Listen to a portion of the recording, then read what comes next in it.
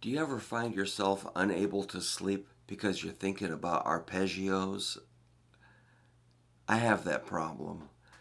Mainly because arpeggios are such a powerful tool that makes music work, for me anyway, and they are really fun to play and practice, and they sound amazing. So, here's a little set of arpeggios. I'm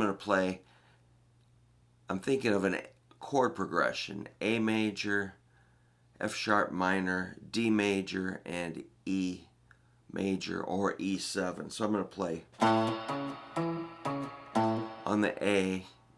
Sounds pretty basic, right? F sharp minor, the D, E major. I might do a walk down back to A. Sounds pretty dorky, I suppose, but it's still cool, man. I use this in my duo all the time, and Surf Zombies. So it's basically the notes of the chord. A major is A, C sharp, and E. So there they are. A, C sharp, E, C sharp, A. That's like for frets, that'd be fifth, fourth, seventh. And the notes, again, are E, C sharp, E.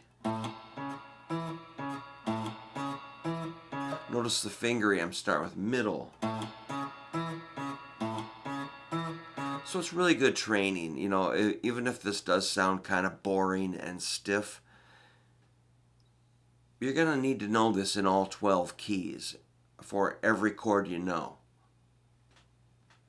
Yes, and the shapes extend all over the neck. It's kind of like infinite different things you can do with it. But I'm starting with the most simplest thing I can think of.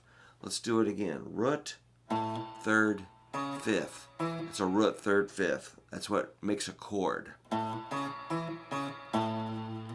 And make sure to use the right fingers. If you use weird fingering, you're just going to be moving your arm too much.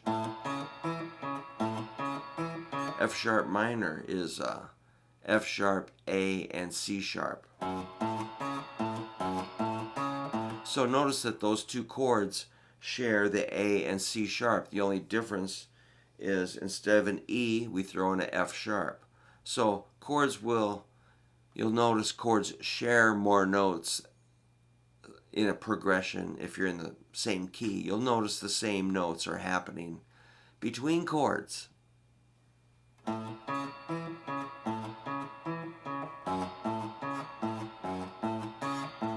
Alright, that's second fret, F sharp, fifth fret, A, fourth fret, C sharp. Notice I'm using index, pinky, ring. Again, fingering, huge.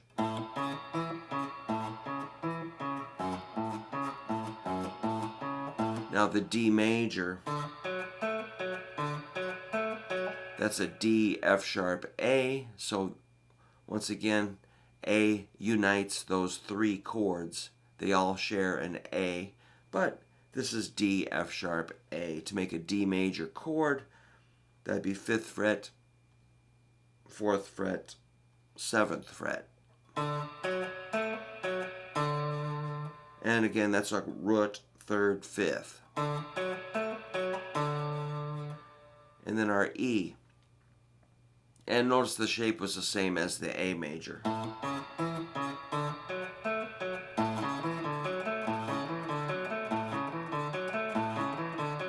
Yeah, you got to get that down. You got to know this, really. It's really fun, and it really helps you understand how things work. Okay, and you can play songs and bass lines and riffs, leads, solos, melodies, whatever. It's all in there. Arpeggios are like if there was a super pill I could give a guitar player and they would become amazing, it would be an arpeggio pill. All right, so it's a miracle. Go for it. Here comes your E. E arpeggio is a 7, 6, 9 for fret numbers. Those notes are E, G sharp, and B. So this chord shares the E with the A chord. They both have an A note in it. And if you want to do a fun, like a little riff, a walk down, that's like a E, D, C sharp, B, A. I throw an open E between them just because it sounds kind of silly.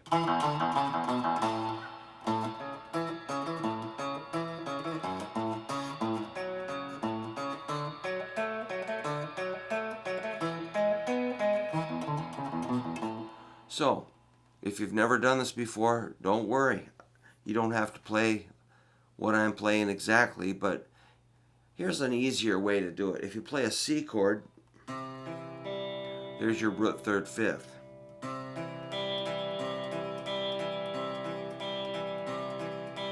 Or a G chord, here's your root third fifth. Those are pretty good examples.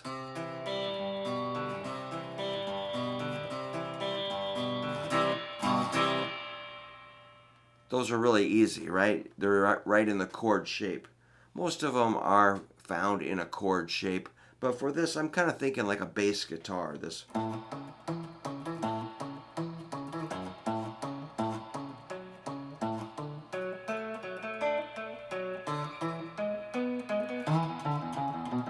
I'm hitting like a higher A. Just another A. That's an octave.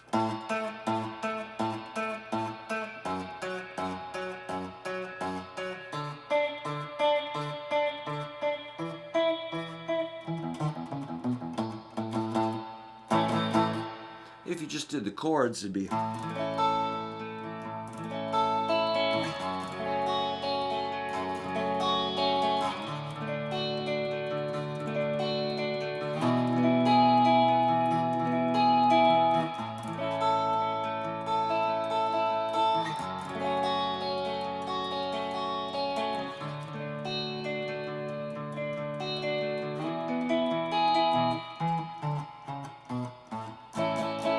So the arpeggios are found right inside of the chord also. But if you're playing a bass guitar, you wouldn't really be able to strum those chords very easily, so that's why bass players would play it like versus. It's the same idea, just playing the notes of the chord individually. Yeah, that's good stuff.